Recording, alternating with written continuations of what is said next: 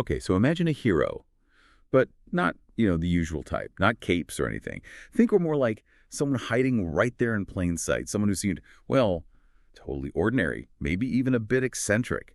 But secretly, they were right at the center of these huge, world-changing events. Today, we're diving deep into the story of Elizabeth Van Lew. It's almost unbelievable, really. She was this wealthy Southern belle, from Richmond, Virginia, and somehow she becomes one of the Union's best spies during the Civil War. Super effective, audacious. History calls her a few things. The unassuming rebel, sure, but also, maybe more famously, the infamous crazy bet. Right. And our mission here for this deep dive is really to peel back those layers. Van Lew's story is just remarkable. We want to look at how she went from this life of, well, real privilege to holding these incredibly radical convictions, and then the methods she used so ingenious to build her spy network, plus the huge risks she was taking every single day, and maybe surprisingly, the personal cost, what she paid for that loyalty. It's quite something. Yeah, it really is. For this deep dive, we're leaning on one main source, an account called Elizabeth Van Lew, The Spy Who Defied the Confederacy History in 5 Minutes or Less. It's by Aaron Rodney. And that piece itself points to intelligence.gov, so it's grounded. Even though it's just one source, it is absolutely packed with fascinating stuff about her life, her operations, gives us a really clear window. So let's start right at the beginning, because her background, it just makes her path seem so unlikely. Elizabeth Van Lew, born into a rich, slave-owning family in Richmond, Virginia, the heart of the Confederacy eventually. I mean, on the surface, she looks like the least probable person to become a Union spy, right? What was it? What in her early life could have possibly nudged her down that path? That's exactly it. That's what makes her story so compelling. She had the privilege, yes, but her education, that was up north in Philadelphia. And it was there she got exposed to abolitionist ideas. Those really planted a seed, a seed of dissent against slavery. But here's where it gets really, really interesting. After her father died, she did something shocking. She freed the families enslaved people, actually freed them.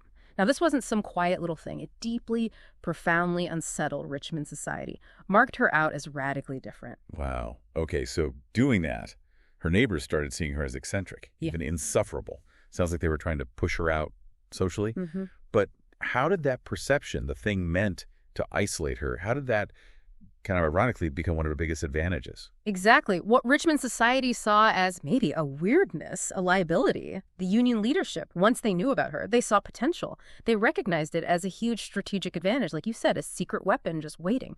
Her eccentricity meant people just dismissed her. They didn't pay close attention to what she was actually doing. Okay, so she has this reputation, eccentric. And instead of fighting it, she just dives right in, embraces this persona of crazy bet. She wasn't just a little odd. She actively acted mad, talking to herself on the street, wearing messy clothes.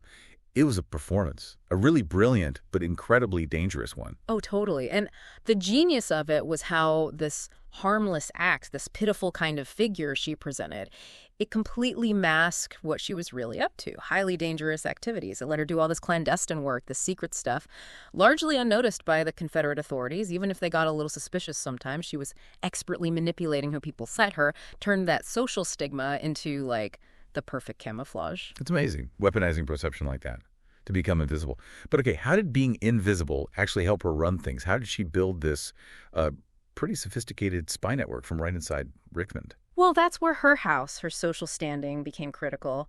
Her mansion in Richmond. It basically became the nerve center for everything. Looked elegant on the outside, but inside. Full of secrets, hidden messages, maps, supplies she was collecting for Union prisoners of war. She even had a secret room, a compartment built into the house just to hide escaped Union soldiers. Right under their noses. And the network itself was, wow, seriously impressive. It wasn't just her. It included former enslaved people she'd helped, other Union sympathizers, and get this, even some Confederate officials, people working on the inside. And I think one absolutely key person here was her accomplice, Mary Jane Belger, a formerly enslaved woman who worked undercover inside the Confederate White House. I mean, can you imagine the kind of intel coming from there? Absolutely critical. And the ways they passed information back and forth, it sounds like fiction, but it was real. Invisible ink, coded messages hidden in books, hidden compartments in wagons bringing supplies, or even baskets with false bottoms. Classic spycraft. And the impact, it was huge. Her intelligence, the information she provided, it often made a real difference. Directly influenced Union battlefield plans, gave them real-time information on what the Confederates were doing, where they were weak. It's just hard to fathom the level of danger every single day. If she'd been caught, and that must have felt like a constant threat, it was certain execution, no question. This wasn't just, a bit risky. It was walking a tightrope over a fire constantly. Yeah. Her commitment, though, it's really something else. Almost unbelievable. The nerve. She would visit Libby Prison, a truly notorious Confederate prison. Conditions were just awful. And she'd go under the guise of charity, bringing food, maybe some medicine. But while she was there, she wasn't just being charitable. She was extracting information, pulling vital details from the Union prisoners about Confederate troops, fortifications, morale, using incredibly subtle ways to get that info. Every single one of those visits, every act of defiance, it brought her closer to the gallows. But somehow, her resolve just got stronger. That kind of commitment, knowing execution was the price, it's almost impossible to grasp. Do the sources give us any feel for, the psychological burden, the stress, even if she never broke character? The sources really focus on her determination, her steadfastness. It suggests her belief in the Union, in abolition, was just absolute. It went beyond personal fear. And in the end, that determination was recognized, finally. When Richmond fell in 1865, her work came out into the open. Union General Ulysses S. Grant himself. He personally commended her for her bravery. And she was even appointed postmaster of Richmond, which, wow, for a woman back then, that was truly groundbreaking, a really significant political role. But here's the twist, right? Despite everything she did, all these vital contributions to the Union, the aftermath is kind of surprising. And honestly, a bit heartbreaking. Her loyalty to the Union, it left her completely ostracized, a pariah in her own city, post-war Richmond. Her neighbors just turned on her. Yeah, if you connect that to the bigger picture, her later years were tough. She ended up in financial ruin, a huge contrast to that privileged life she started with. It really makes you think, doesn't it? What does it mean when a hero makes these monumental sacrifices, achieves so much, but then faces such personal costs, such social isolation? It's a stark reminder that victory doesn't always mean parades and happy endings for everyone involved. It really is. So ultimately, her legacy is just one of incredible courage, sharp intelligence, and this relentless determination.